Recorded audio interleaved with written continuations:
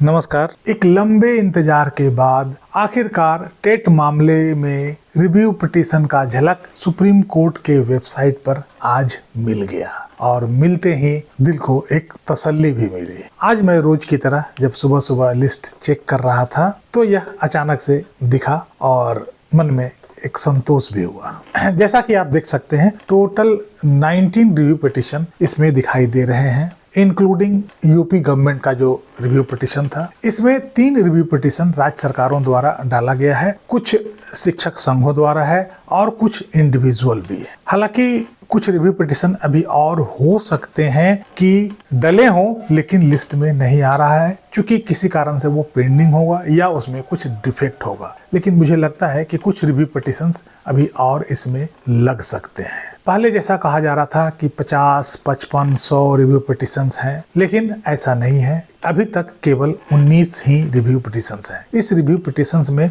बहुत सारे review petitions में कंडोनेशन ऑफ डिले का भी एप्लीकेशन लगा हुआ है और कुछ रिव्यू पिटीशंस में यह भी एप्लीकेशन लगा हुआ है कि इसकी सुनवाई ओपन कोर्ट में किया जाए। बहरहाल मामला एक स्टेप तो आगे जरूर बढ़ा है। अब प्रश्न यह है कि आखिर यह कोर्ट में कब लिस्ट होगा, कैसे इस पर सुनवाई होगी और क्या यह शिक्षकों को राहत दिला पाएगा। थोड़ी सी चर्चा इस पर हम कर लेते हैं। जहां तक लिस्ट होने की बात है, अब पिटिशनर्स की ओर से सारा क्लैरिफिकेशन हो गया है। अब कोर्ट की ड्यूटी है कि इसे कब लगाए। कोर्ट में केसेस लिस्ट होने का एक नॉर्म्स होता है, एक तरीका होता है कि नए केसेस कितने लगने चाहिए, पुराने रोज कितने लगने चाहिए। उसके हिसाब से जहां उसका एडजस्टमेंट जिस तारीख को भी बनेगा उस दिन ऑटोमेटिक वो लिस्ट हो जाएगा।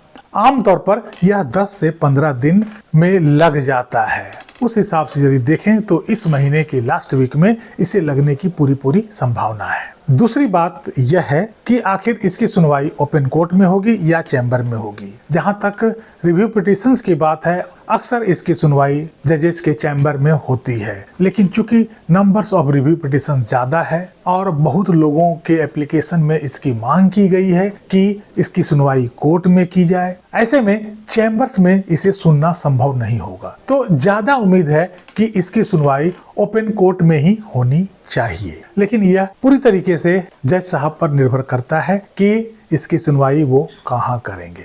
अब तीसरी बात इसमें यह निकल कर आती है कि क्या यह रिव्यू पिटीशन शिक्षकों को राहत दिला पाएगा। यह $1 मिलियन प्रश्न है। इसका उत्तर इस समय देना बहुत ही कठिन है। ये सारी बातें इस बात पर निर्भर करती है कि आखिर कोर्ट इसे ब्रॉडली सुनना चाहती है या नैरो वे में सुनना चाहती है, जैसा आमतौर पर रिव्यू पिटीशन में सुना जाता है। इतना तो स्पष्ट है कि इतने रिव्यू पिटीशंस लगे हैं और हर रिव्यू पिटीशंस में अपना अपना प्रश्न होगा, अपने अपने लीगल इश्यूज होंगे, तो इसको सुनने में वक्त लगेगा। इसकी सुनवाई एक दिन में संभव नहीं हो सकती है। सभी राज्यों और शिक्षक संघों द्वारा अपने अपने हिसाब से लीगल इश्यूज उठाए गए होंगे, क्योंकि हर राज्य का भी अपना इशू है और यदि इतने सारे काउंटर क्वेश्चंस और लीगल इश्यूज को देखते हुए सुप्रीम कोर्ट ने इस बात का इजाजत दे दिया